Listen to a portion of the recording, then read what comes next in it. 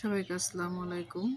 এই যে আজকে পিঠা বানাবো, তো আমি চাল ধুয়ে নিচ্ছি, ব্লেন্ডার করব।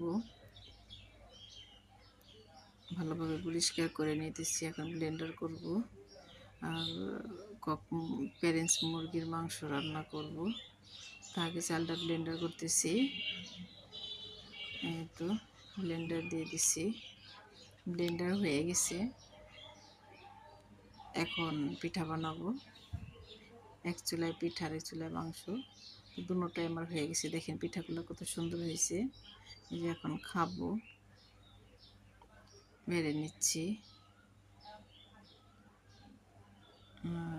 মানে রোজার মধ্যে কাউকে খাইতে দিতে গেলে নিজের একটু কেমন জানি লাগে, তো কিছু করার নেই।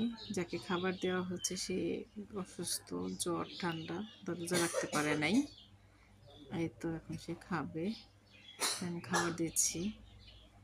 পিঠাগুলো অনেক সুন্দর হয়েছে এবং নরম হয়েছে, অনেক সুন্দর হয়েছে।